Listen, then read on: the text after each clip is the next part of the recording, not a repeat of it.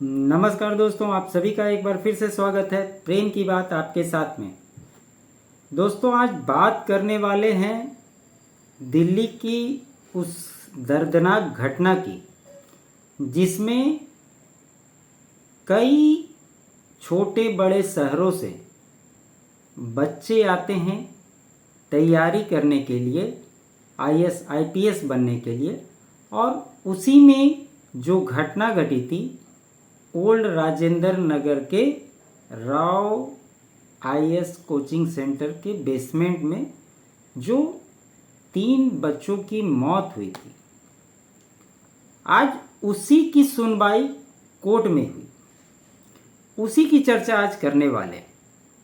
आप सभी से आग्रह है, इस वीडियो को अंत तक देखिएगा और आप सभी से निवेदन है कि इसको जितना ज़्यादा से ज़्यादा हो सके उतना शेयर जरूर कीजिएगा।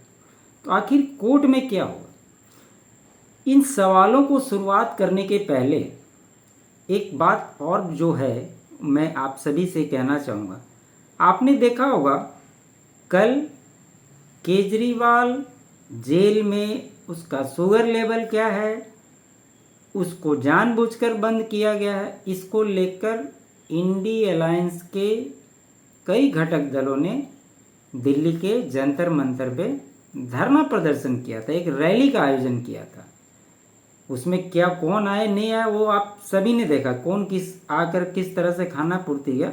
इसके अलावा संसद के बाहर आम आदमी पार्टी के कुछ नेताओं ने भाजपा की गलती है, एलजी को हटाओ, एलजी के कारण ये घटनाएं हुई है, ये सारी बातों को लेकर संजय सिंह ने तख्ती लेकर और भी जो भी आम आदमी पार्टी के नेता थे, इन्होंने संसद के बाहर धरना प्रदर्शन कर रहा था। अब ये मामले में आज कोर्ट में सुनवाई थी। इसमें हुआ क्या, इस बात को ध्यान रखिएगा कि संजय सिंह का कहना है कि एलजी ने जानबूझकर दिल्ली सरकार को बदनाम करने के लिए ये काम किया है। लेकिन जो कोर्ट में मामला चला है उसको थोड़ा समझते हैं। कोर्ट में कहा गया कि जूनियर को बर्खास्त किया, सीनियर एमसीडी अधिकारियों को क्या। दिल्ली कोचिंग सेंटर मौत मामले में हाईकोर्ट की खरी हाईकोर्ट ने टिप्पणी की। Delhi coaching institute old Rajendra Nagar घटना की उच्च स्तरीय जांच की हाईकोर्ट से मांग की गई थी। कुटुंब नामक संस्था याचिका दायर की थी हाईकोर्ट में। उसी पर आज राउज एवेन्यू कोर्ट में बहस हुई। कोर्ट ने क्या कहा इसके बारे में जानना जरूरी है। कोचिंग सेंटर हादसे में उच्च स्तरीय जांच की मांग करते हुए कुटुंब नामक संस्था ने दिल्ली हाईकोर्ट का दरवाजा खटखटाया था। संस्था की तरफ से अधिवक्ता रुद्र विक्रम सिंह ने मामला कार्यवाहक मुख्य न्यायाधीश मनमोहन और न्यायमूर्ति तुषार राव गेडेला की पीठ के समक्ष उठाया। इसमें आज जो सुनवाई हुई, याचिकाकर्ता संगठन कुटुंब की तरफ से पेश हुए एडवोकेट ने कहा कि ओल्ड राजेंद्र नगर में जो हुआ यह दुर्भाग्यपूर्ण से कहीं अधिक है। इसी तरह एक होटल में आग लगी थी और इसमें एक एफआईआर समेत एक विदेशी की मौत हुई थी। आईआरएस समेत एक विदेशी की मौत हुई थी। इसके अलावा मुखर्जी नगर अनाज मंडी के साथ ही मुनीरका में बेबी केयर में आग की घटना हुई थी। याचिकाकर्ता ने कहा कि हम एक तरह के जंगल में रह रहे हैं और जहां लोग आग और पानी की वजह से मर रहे हैं। याचिकाकर्ता ने यह भी कहा कि राव आईएएस के संबंध में 26 जून को शिकायत भेजी गई, लेकिन कोई कदम नहीं उठाया गया।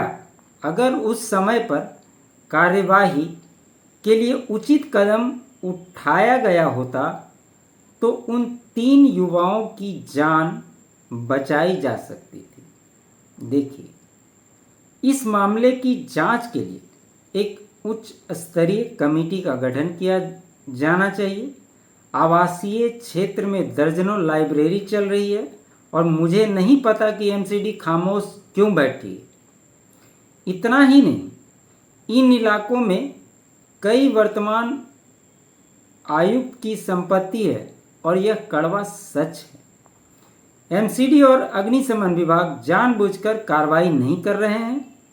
जिला स्तर के अधिकारियों को जवाबदेह बनाया जाना चाहिए। याचिकाकर्ता के वकील ने कहा कि पटेल नगर, करोल बाग, राजेंद्र नगर में कई बहुमंजिलाएं इमारतें हैं और एक एक इमारत में 50 से 60 छात्र रह रहे हैं। यहाँ तक कि बेसमेंट भी पीजी के लिए उपयोग किए जा रहे हैं। प्रत्येक क्षेत्र में अनाधिकृत निर्माण रोकने के लिए डिजिग्नेटेड अधिकारी हैं, लेकिन वे काम नहीं कर रहे हैं। दिल्ली सरकार की तरफ से पेश हुए अधिवक्ता ने कहा कि इमारत की प्रकृति के कारण कोचिंग सेंटर चलाने की अनुमति दी गई है। बेसमेंट का उपयोग सिर्फ स्टोरेज के लिए किया जा सकता है। निरीक्षण के बाद अग्निशमन विभाग के क्लियरेंस की जरूरत होती है। दिल्ली सरकार प्राधिकारियों द्वारा निरीक्षण किया जा रहा है, ये जवाब दे रही है। आम आदमी पार्टी की तरफ से जो दिल्ली सरकार के वकील थे वो कह रही है, बता रही है कोर्ट को कि अधिकारियों द्वारा निरीक्षण किया जा रहा है। 75 इंडस्ट्री को नोटिस भेजा गया है। इसके अलावा 35 बंद किए गए हैं, 25 को सील किया गया है और कुछ भी जस्टिफाई नहीं कर रहे हैं, लेकिन कार्रवाई की जा रही है। जब कोर्ट ने टिप्पणी की तो इनके वकील ने ये कहा। फिर दिल्ली हाई कोर्ट जो सवाल कर रही है वो सुनिए। सवाल यह है कि आखिर इस तरह की घटना क्यों हो रही है, क्यों हो रही और होती है। आखिर देश के पुराने मूलभूत ढांचे को अपग्रेड क्यों नहीं किया जा रहा है। इस शहर के बुनियादी ढांचे और वर्तमान ज़रूरतों के बीच एक बड़ा अंतर है। कोर्ट ने आगे पूछा कि आप बहुमंजिला इमारतों की अनुमति दे रहे हैं, लेकिन उचित नाली नहीं है। आपने सीवेज को बरसाती जल निकासी के साथ मिश्रित कर दिया है, इसका उल्टा प्रवाह है। कोर्ट की तल्ख टिप्पणी करते हुए कहा कि एमसीडी सिर्फ अपनी जवाबदेही दूसरे पर डालने की कोशिश कर रही है। यहाँ पर बाहर में लोग धरना प्रदर्शन वो कर दिया, ये कर दिया, हरियाणा कर दिया, पंजाब कर दिया, पंजाब में सरकार बन गई तो कोई और कर दिया, नरेंद्र मोदी कर दिया, भाजपा कर दिया, काम नहीं करने देती एलजी कर दिया। इसके अलावा आम आदमी पार्टी को कुछ भी नहीं आता। लेकिन कोर्ट यहाँ स्पष्ट सख्त टिप्पणी कर रही है कि ये जो कुछ भी हुआ इसमें सारा दोष एमसीडी का है। एमसीडी क्यों सो रही थी और आज जो कार्रवाई हो रही है वो अगर एलजी काम करने नहीं दे रहे थे तो आज फिर वो कार्रवाई कैसे हो रही है। इसमें देखिए, इसमें कोर्ट ने फिर आगे कहा कि एमसीडी सिर्फ अपनी जवाबदेही दूसरे पर डालने की कोशिश कर रही है। आखिर कार चालक को क्यों गिरफ्तार किया गया, आखिर उसकी क्या जिम्मेदारी थी। आपको याद होगा कि एक न्यूज़ चल रहा था कि कार चालक वहाँ से गुजरा, उसके बाद कहना था कि इसके चलते बेसमेंट में पानी भरने लगा, इसलिए उस कार का चालक को गिरफ्तार कर लिया। इसमें ने भी कोर्ट ने टिप्पणी की, हम एमसीडी से परियोजनाएं चलाने के लिए कहते हैं। उनका कहना है कि 5 करोड़ रुपये से ऊपर की कोई भी परियोजना अस्थाई समिति द्वारा अनुमोदित की जाएगी, लेकिन कोई कमेटी ही नहीं है। जिस प्रदेश के मुख्यमंत्री जबरदस्ती जेल में बंद होने के बावजूद इस्तीफा नहीं देता है और ये कहता है कि हम जेल से सरकार चलाएंगे, तो कैबिनेट की बैठक कहाँ, जेल में लेगा? ये क्या, इस पे कोर्ट को समझ में नहीं आती है बात को? इसको समझने की ज़रूरत है। तो कोर्ट कह रही है कि आप शहर को चलाने की योजना कैसे बनाएंगे जब आप 5 करोड़ से अधिक की राशि मंजूर नहीं कर सकते। कोर्ट कहती है दिल्ली पुलिस कहाँ है, कौन जांच कर रहा है, वहाँ इतना पानी कैसे जमा हो गया? तो याचिकाकर्ता जो थे उन्होंने कहा कि राव आईएएस में नीचे भी बेसमेंट था, इसकी इजाज़त कैसे है? सरकारी वकील कहते हैं 35 केंद्र बंद थे, हम निरीक्षण कर रहे हैं। कोर्ट ने कहा आपको पहले अपना बुनियादी ढांचा बढ़ाना होगा और फिर बिल्डिंग उपनियमों को लिबरल बनाना होगा। आप उल्टा कर रहे हैं। कोर्ट, आप हर बाईपास करने वाले के खिलाफ कार्रवाई कर रहे हैं, लेकिन एमसीडी अधिकारियों के खिलाफ आप कोई कार्रवाई क्यों नहीं कर रहे हैं? कोर्ट सवाल कर रही है। तब सरकारी वकील कहता है कुछ नगर निगम अधिकारियों को उनकी गलतियों के कारण बर्खास्त कर दिया गया है। तो कोर्ट कहती है आपने जूनियर अधिकारियों को बर्खास्त कर दिया है, लेकिन उस वरिष्ठ अधिकारियों के बारे में क्या जिन्हें निगरानी करनी चाहिए थी? कभी कभी वरिष्ठ अधिकारियों को निरीक्षण करना पड़ता है और स्वीकार करना पड़ता है वे अपने एसी ऑफिस छोड़कर नहीं छोड़ रहे हैं, वो अपने एसी ऑफिस से बाहर ही नहीं निकल रहे। ये कोर्ट का कहना है, ये कोई ऐसे में नहीं बोल रहा हूँ। ये जितनी भी बातें आपको बता रहा हूँ ये सारे कोर्ट में हुए हैं। फिर कोर्ट कहती है आपको इस मुफ्त संस्कृति पर निर्भर निर्णय लेना है। इस शहर में 3.3 करोड़ लोगों की आबादी है, जबकि इसकी योजना 6-7 लाख लोगों के लिए बनाई गई थी। बुनियादी ढांचे को अपग्रेड किए बिना आप इतने सारे लोगों को समायोजित करने की योजना कैसे बनाते हैं? फिर कोर्ट कहती है ऐसा नहीं है कि कोई निर्माण कार्य चल रहा है और एमसीडी के अधिकारियों को इसकी जानकारी नहीं। कोर्ट कहती है इस संबंध में कोई भी बहाना सिर्फ और सिर्फ अपनी कमी को छुपाने के लिए है। अब जब 3 लोगों की मौत हो गई तब आप यहाँ कह रहे हैं कि हम कार्रवाई करेंगे। जान इस तरह से नहीं जा सकती, जिंदगी कीमती है। कोर्ट फिर करे जांच अधिकारियों को बुलाएं, हम जानना चाहते हैं अब तक क्या जांच की गई है। अगर एमसीडी अधिकारियों को हम आज कहेंगे कि नालों की योजनाएं बनाएं तो वो करने की स्थिति में नहीं होंगे। वे नहीं जानते हैं कि नाले कहाँ हैं, सब मिल चुके हैं। सोचिए ये जो दिल्ली सरकार अरविंद केजरीवाल की है, 10 साल से सत्ता में बैठी हुई है, ये कर रही है कि एलजी काम नहीं करने देते हैं, भाजपा काम करने नहीं देती, और कोर्ट इस पर सख्त टिप्पणी कर रही है कि तुम फ्री रेवड़ी बांटने की पॉलिटिक्स कर कर के सत्ता चलाते हो, तुम्हारे पास पैसे कहाँ से आएंगे? जब तुम्हारे पास पैसे ही नहीं रहेंगे तो तुम काम क्या करोगे? और इस पे मजबूती से कहा कि ये जो फ्री पॉलिटिक्स है ये बंद करो। ये तो किसी भी राज्य में चुनाव होता है, फ्री का सामान लेकर पहुंच जाते हैं।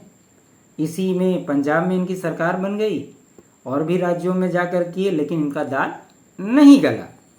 खैर आगे, अगर एमसीडी अधिकारियों को हम आज कहें कि नालों के लिए योजना बनाइए तो उनके पास कोई स्थिति में नहीं है, उन्हें पता ही नहीं है कि नाला कहाँ है, सब मिल चुके हैं। यह एक ऐसी रणनीति है जहां किसी भी व्यक्ति को जिम्मेदार नहीं ठहराया जाता है। हमें यह पता लगाना होगा कि एक प्राधिकारी या अधिकार क्षेत्र कहाँ समाप्त होता है और दूसरे प्राधिकारी की जिम्मेवारी कहाँ से शुरू होती है।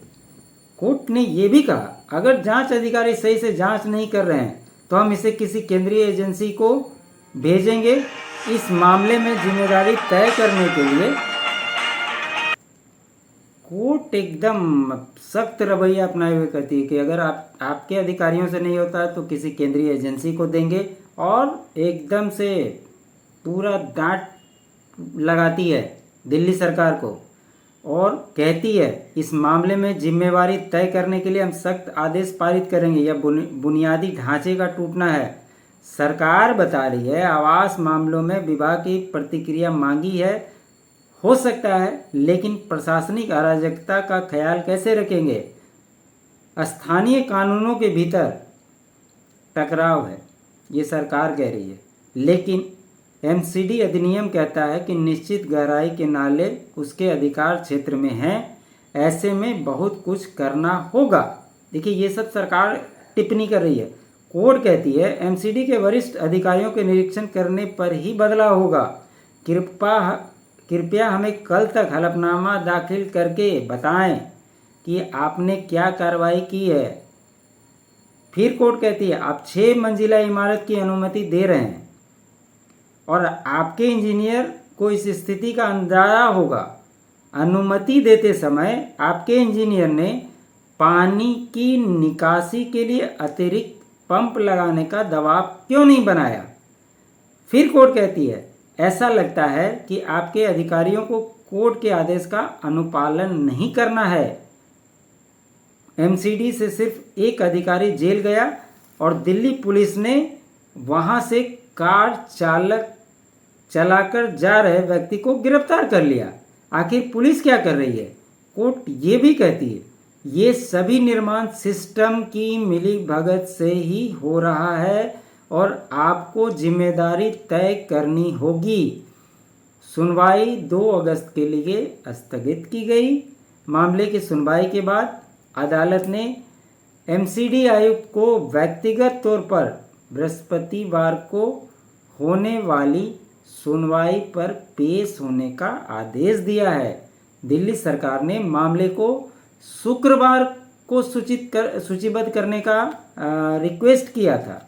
अदालत ने मामले को शुक्रवार को सूचीबद्ध करने को कहा और ये भी कहा कि अदालत ये भी आदेश दिया है कि कहाँ कहाँ ऐसी बिल्डिंगें हैं जहाँ 2 बेसमेंट हैं, इसकी भी डिटेल अदालत को दीजिए। तो आप सोचिए दोस्तों कि ये एक ऐसी पार्टी जो इतनी नौटंकी बाज है और जब से अरविंद केजरीवाल जेल गए हैं तब से लगातार इनकी नौटंकी उनकी शुगर लेवल की चिंता है। और कल जिस जगह पर ये इंडी अलायंस रैली कर रही थी केजरीवाल के प्रोटेस्ट में, वहाँ से जो छात्र धरने पे लगातार 3 दिन से बैठे हुए हैं राजेंद्र नगर में, उसकी दूरी 5.4 किलोमीटर की है। अगर आप जाएंगे तो 15 से 16 मिनट लगेंगे, इससे ज़्यादा का समय नहीं लगेगा। इसको भी देखना चाहिए और आपको भी सोचना चाहिए कि इन नेताओं को जो बड़ी बड़ी बातें करते हैं, इनको केजरीवाल के हेल्थ की इतनी चिंता है, लेकिन जो 3 दिन से छात्र अपनी पढ़ाई लिखाई छोड़कर धूप में डटे हुए हैं कि जिन छात्रों की मौत हुई है उनको न्याय मिले, उनसे मिलने का टाइम नहीं है। और जो संजय सिंह संसद के बाहर तख्ती लेकर नारे लगाते रहते हैं कि एलजी को हटाओ, मोदी को हटाओ, ये करो वो करो, आज उस संजय सिंह को भी अपनी आंखें खोलकर अदालत की टिप्पणियों को बढ़िया तरीके से देखना चाहिए और तब उसके बाद भी अगर उनके आंख खुल जाए उसके बाद बयानबाजी करिए। पॉलिटिक्स करने का मतलब ये नहीं है कि आप हमेशा जितनी भी कमियां हैं वो सभी का सभी दूसरे के माथे पर आप मढ़ दीजिए, और जहां क्रेडिट लेने की बात होगी तो आप नंगे पांव दौड़ते हुए भागते हो कि अरे साहब ये तो मैंने कर दिया है, हमारा एकदम सत्यवादी मनीष सिसोदिया शिक्षा को कहां से कहां पहुंचा दिया, आज 16 महीने से जेल के भीतर पड़ा हुआ है। उसका लिए कोई बात नहीं है, वो बीजेपी कर रही है, ईडी सीबीआई गलत दुरुपयोग हो रहा है, ये सारा दिखाई देता है। अब आप लोगों से मैं कहना चाहता हूं कि आप लोग इसको देखिए, समझिए और बताइए कि क्या इस तरह के आम आदमी पार्टी के रवैये से आप सहमत हैं? अपने विचार ज़रूर कमेंट में कीजिए। आप सभी से आग्रह होगा कि अगर आपको ये विश्लेषण फैक्ट एनालिसिस अच्छा लगे तो वीडियो को लाइक ज़रूर कीजिएगा, शेयर कीजिएगा, अधिक से अधिक सब्सक्राइब कीजिए। हम लोग अभी बहुत छोटे चैनल हैं, आप ही लोग के सहयोग से इसे दूर तक ले जाना है, अपनी बातों को अधिक से अधिक लोगों तक पहुंचाना है। इसके लिए आप लोगों का सहयोग उतनी ही ज़रूरी है जितनी कि वीडियो बनाने के लिए हमें मेहनत करनी पड़ती है। उम्मीद करता हूं कि आप लोग का सहयोग ज़रूर मिलेगा।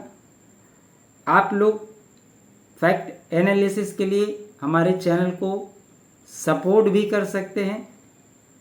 स्क्रीन पे फ़ोनपे पेटीएम का नंबर भी है,